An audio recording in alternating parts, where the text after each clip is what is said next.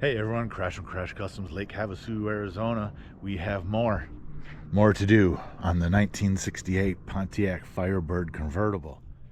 Let me show you what's up. We're spraying more color today.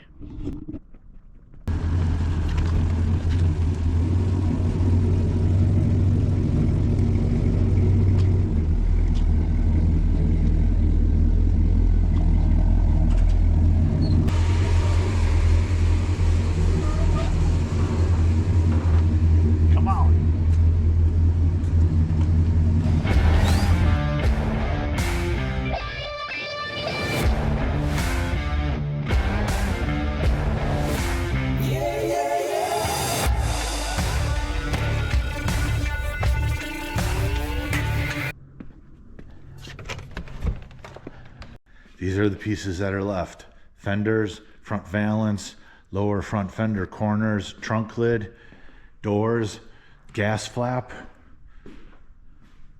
ready to be sprayed. The buff color is primer, the black is sealer, and we're blending the tops of the fenders because we're not painting the hood.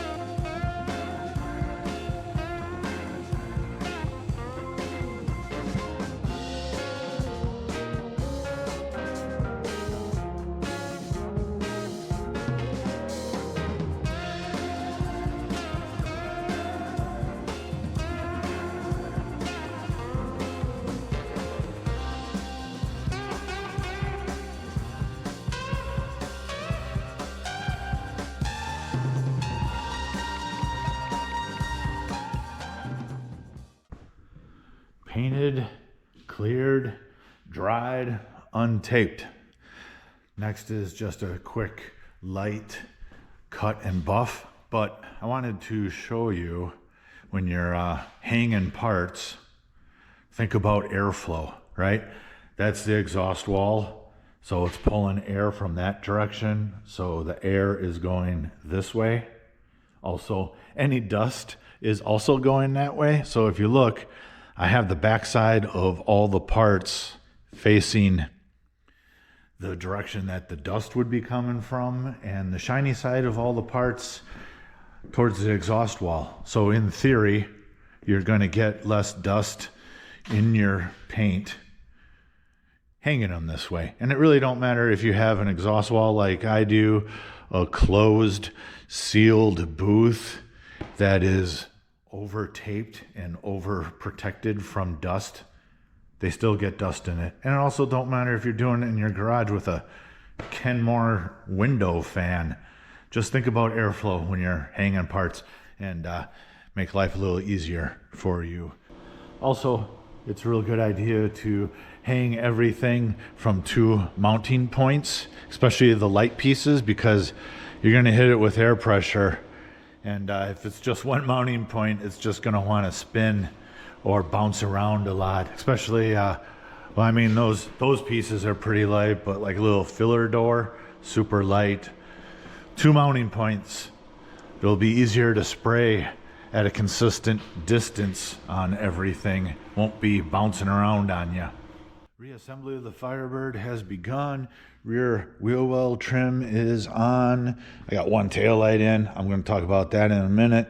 Side marker lights are in, and soon sheet metal. That should happen today. But I wanted to show you tail lights. They're used, probably original, and throughout the years, the red plastic gets scratched up, hazy. This one actually looks like someone took steel wool to try to clean up the trim. and did a better job of scratching up the lenses. But these can be saved. Let me show you a little bit of polish, and they'll be bright red again.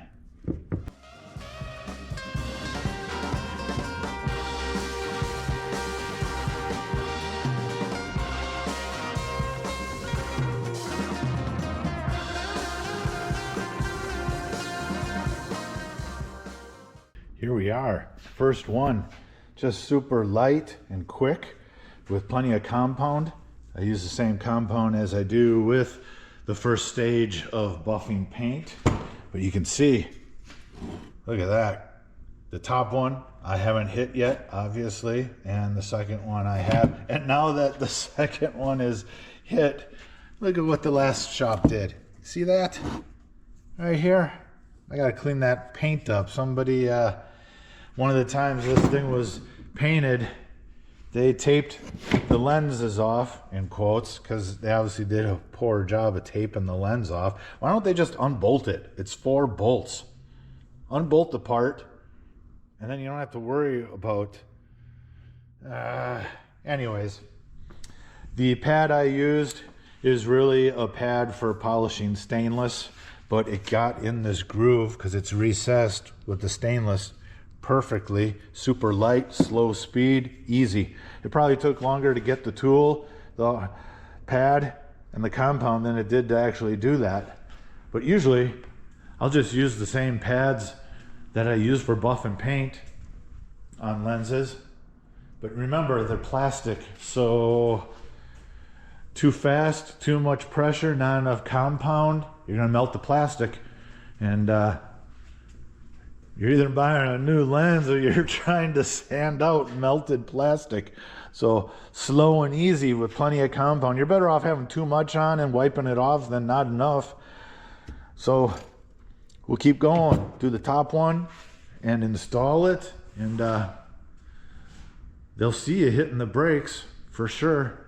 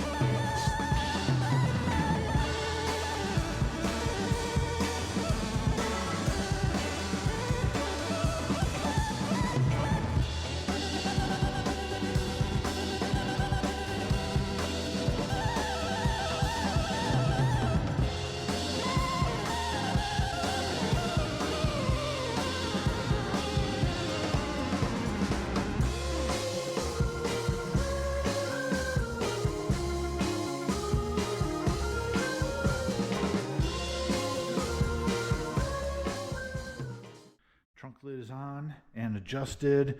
We are ready for doors.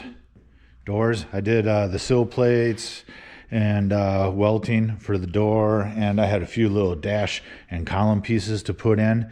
Now that stuff is in, doors can go on. I like to put the doors on a motorcycle jack with a 2x4 under here, so it's resting. So the 2x4 is actually resting on the jamb, and you're not setting the door on the lip, because you don't want any problems with the lip folding on you.